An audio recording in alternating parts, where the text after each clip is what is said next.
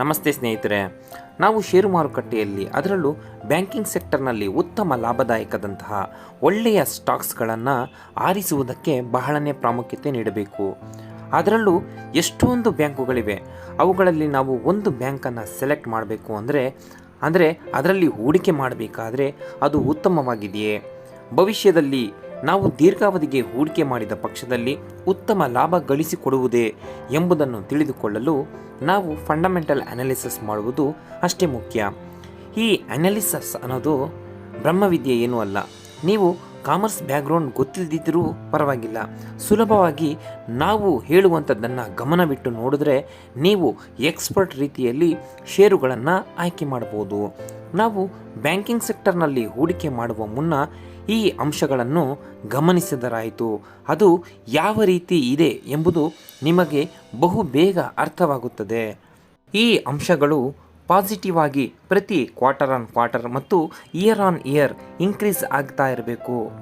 ಈ ರೀತಿ year on year ಮತ್ತು ಕ್ವಾರ್ಟರ್ ಆನ್ ಕ್ವಾರ್ಟರ್ ಇನ್ಕ್ರೀಸ್ ಆಗುತ್ತಿರುವ ಈ ಎಲ್ಲ ಪರ್ಸೆಂಟೇಜ್ಗಳು ಇನ್ಕ್ರೀಸ್ ಆಗುತ್ತಿದ್ದರೆ ಆ ಬ್ಯಾಂಕ್ಗೆ ಗ್ರೋತ್ ಇದೆ ಎಂದು ನಾವು ಅಂದಾಜಿಸಬಹುದು.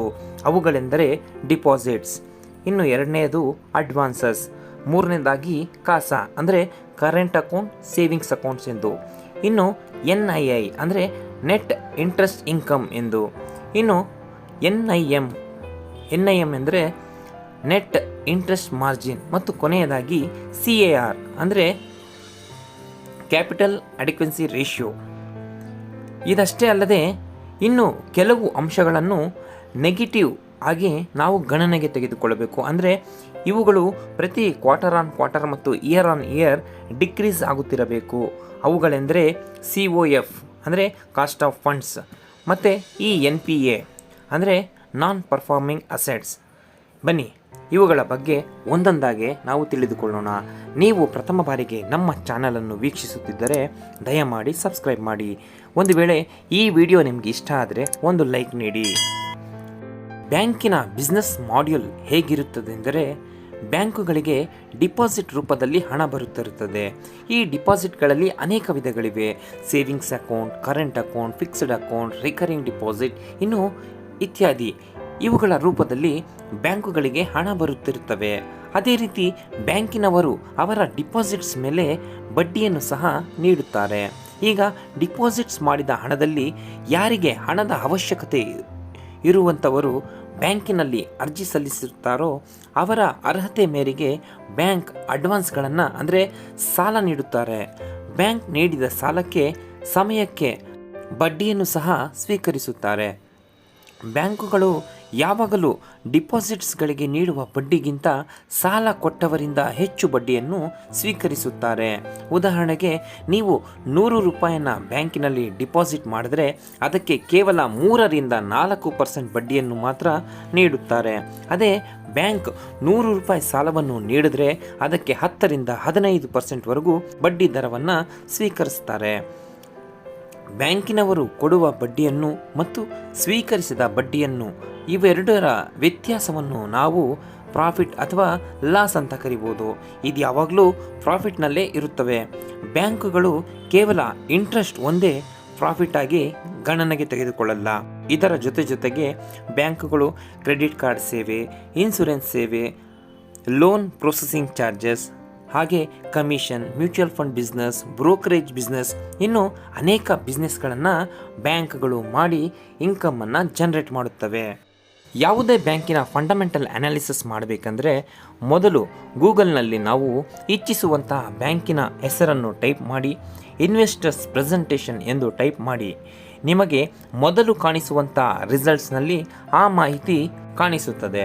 ಅಲ್ಲಿ ಇನ್ವೆಸ್ಟರ್ಸ್ ಪ್ರೆಸೆಂಟೇಷನ್ ಡೌನ್ಲೋಡ್ ಮಾಡಿದ್ರೆ ಈ ರೀತಿ ನಿಮಗೆ ಆ ಬ್ಯಾಂಕ್ನ ಆಗು ಹೋಗುಗಳನ್ನು ಪ್ರಕಟಿಸಿರುತ್ತಾರೆ. ನೀವು ಅನಾಲಿಸಿಸ್ ಮಾಡುವಾಗ ಆ ಬ್ಯಾಂಕಿನಲ್ಲಿ ಡಿಪಾಸಿಟ್ಸ್ ಅನ್ನೋದು ಯಾವ ರೀತಿ ಗ್ರೋ ಆಗುತ್ತಿದೆ ಹಾಗೂ ಅಡ್ವಾನ್ಸಸ್ ಯಾವ ರೀತಿ ಗ್ರೋ ಆಗುತ್ತಿದೆ ಎಂಬುದನ್ನು ಗಮನಿಸಬೇಕಾಗುತ್ತದೆ. ಈ ವರ್ಷದ Q1 ರಿಸಲ್ಟ್ಸನ್ನು ಹಿಂದಿನ ವರ್ಷದ Q1 ರಿಸಲ್ಟ್ಸ್ ಜೊತೆಗೆ ಕಂಪೇರ್ ಮಾಡಿರುತ್ತಾರೆ. ಅದೇ ರೀತಿ Q2 ಅನ್ನು Q2ಗೆ, Q3 ಅನ್ನು Q3ಗೆ ನಾವು ಇಲ್ಲಿ ಗಮನಿಸಿದಾಗ ಈ HDFC ಬ್ಯಾಂಕಿನ ಡಿಪಾಸಿಟ್ಸ್ ಅನ್ನೋದು 19.9% ಇನ್ಕ್ರೀಸ್ ಆಗಿದೆ. ಅದೇ ರೀತಿಯಲ್ಲಿ ಅಡ್ವಾನ್ಸನ್ನು ಗಮನಿಸಿದಾಗ ಅಂದರೆ 2021 ಡಿಸೆಂಬರ್ ಮತ್ತು 2022 ಡಿಸೆಂಬರನ್ನು ನಾವು ನೋಡಿದಾಗ 19.5ರಷ್ಟು ಇನ್ಕ್ರೀಸ್ ಆಗಿದೆ. ನಾವು ಕಳೆದ ವರ್ಷಕ್ಕೆ ಕಂಪೇರ್ ಮಾಡಿ ನೋಡಿದಾಗ ಮಾತ್ರ ನಮಗೆ ಅದರಲ್ಲಿನ ಗ್ರೋತ್ ಯಾವ ರೀತಿ ಇದೆ ಎಂಬುದು ತಿಳಿಯುತ್ತದೆ.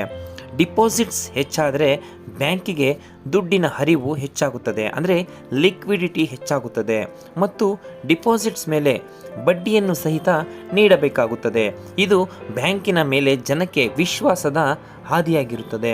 ಮತ್ತು ಈ ಲೋನ್ಸ್ ಮತ್ತು ಅಡ್ವಾನ್ಸ್ ಅನ್ನೋದು ಯಾವ ರೀತಿ ಗ್ರೋತ್ ಆಗಿದೆ ಅನ್ನುವುದೇ ಬ್ಯಾಂಕಿಂಗ್ ಸೆಕ್ಟರ್ನಲ್ಲಿ ನಾವು ಹೂಡಿಕೆ ಮಾಡಬೇಕಾದರೆ ಗಮನಿಸಬೇಕಾದ ಅಂಶ.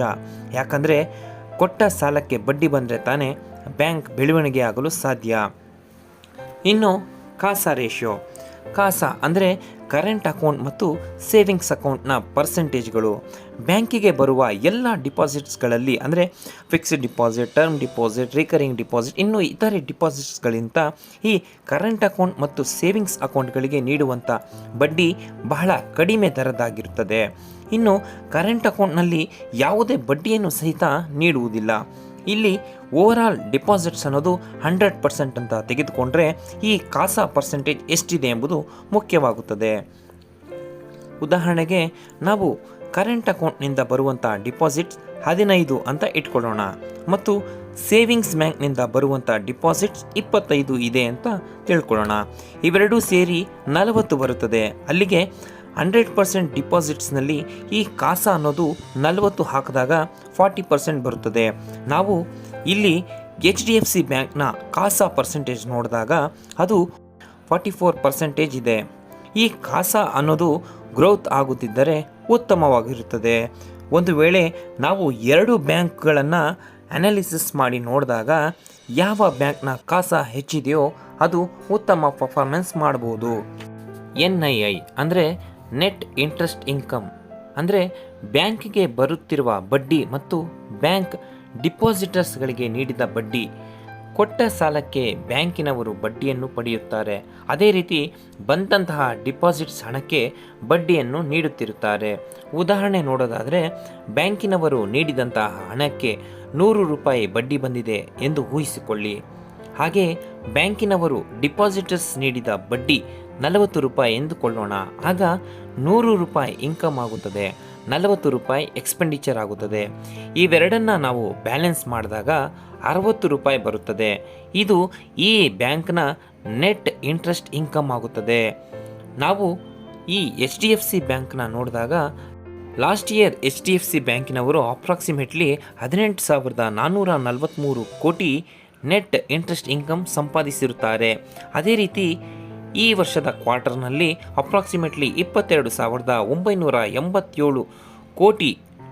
ಅಲ್ಲಿಗೆ HDFC ಬ್ಯಾಂಕ್ನ NII ನೋಡಿದಾಗ 24.6% ಇನ್ಕ್ರೀಸ್ ಆಗಿದೆ. ಹಾಗಾಗಿ ಈ NIIನಲ್ಲಿ ಬೆಳವಣಿಗೆ ಇರೋದು ನಮಗೆ ಕಾಣಿಸುತ್ತದೆ. NIM ಅಂದರೆ ನೆಟ್ ಇಂಟ್ರೆಸ್ಟ್ ಮಾರ್ಜಿನ್. ನಾವು ಫಂಡಮೆಂಟಲ್ ಅನಾಲಿಸಿಸ್ ಮಾಡಲು ಎರಡು ಬ್ಯಾಂಕ್ಗಳನ್ನು ನಾವು ಅನಾಲಿಸಿಸ್ ಮಾಡಿದಾಗ ಯಾವ ಎರಡು ಬ್ಯಾಂಕ್ಗಳ ನೆಟ್ ಇಂಟ್ರೆಸ್ಟ್ ಮಾರ್ಜಿನ್ ಅನ್ನೋದು ನಾವು ಕಂಪೇರ್ ಮಾಡಿ ಯಾವ ಬ್ಯಾಂಕ್ನಲ್ಲಿ ಈ NIM ಅನ್ನೋದು ಹೆಚ್ಚಾಗಿರುತ್ತದೋ ಆ ಬ್ಯಾಂಕ್ ಉತ್ತಮವಾಗಿರುತ್ತದೆ. ಮತ್ತು ಈ NIM ಅನ್ನೋದು ಪಾಸಿಟಿವ್ ಆಗಿ ಬಂದರೆ ಒಳ್ಳೆಯ ಗ್ರೋತನ್ನು ನಾವು ಕಾಣಬಹುದು. ಒಂದು ವೇಳೆ ನೆಗೆಟಿವ್ ಏನಾದರೂ ಬಂತೆಂದರೆ ನಾವು ಯೋಚನೆ ಮಾಡಬೇಕು, ಹೂಡಿಕೆಯನ್ನು ಮುಂದುವರಿಸಬೇಕು ಬೇಡವೋ ಎಂದು. ಇನ್ನು ಕೊನೆಯದಾಗಿ CAR ಅಂದರೆ ಕ್ಯಾಪಿಟಲ್ ಅಡಿಕ್ವಿಸಿ ರೇಷಿಯೋ ಹೇಗೆಂದು ನಾವು ನೋಡೋದಾದರೆ ಬ್ಯಾಂಕಿನವರು ತಮ್ಮಲ್ಲಿ ಇರುವಂಥ ಫಂಡ್ನಲ್ಲಿ ಎಷ್ಟು ಪರ್ಸೆಂಟೇಜ್ ಆಕ್ಸೆಸ್ ಮಾಡಲು ಸಾಧ್ಯವಿದೆ ಎಂಬುದನ್ನು ಸೂಚಿಸುತ್ತದೆ.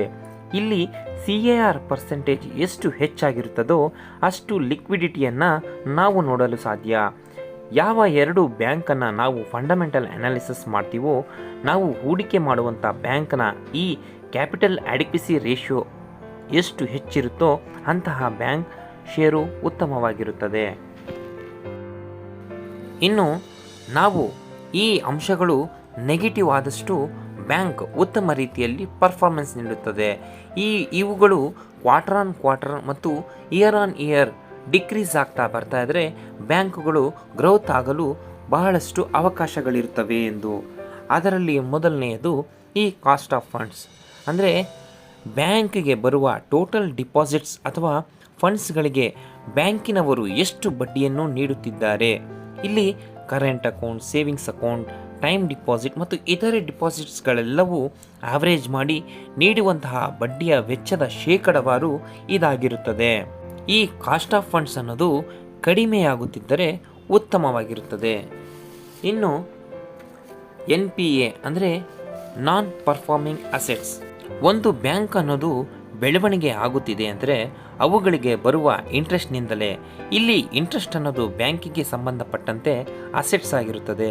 ಹೇಗೆಂದರೆ ಉದಾಹರಣೆಗೆ ನಾವು ಚಿನ್ನವನ್ನು ಅಡಮಾನವಿಟ್ಟು 1 ಲಕ್ಷ ಬ್ಯಾಂಕಿನಿಂದ ಸಾಲ ಪಡೆದರೆ ನಾವು ಬಾರೋವರ್ ಆಗುತ್ತೇವೆ, ಅಂದರೆ ನಾವು ಲಯಬಲ್ ಟು ಬ್ಯಾಂಕ್ ಅಲ್ವೇ. ಹಾಗಾಗಿ ಸಾಲ ಪಡೆದವರು ಲಯಬಿಲಿಟಿ ಮತ್ತು ಬ್ಯಾಂಕ್ಗೆ ಅದು ಅಸೆಟ್ಸ್ ಆಗುತ್ತದೆ.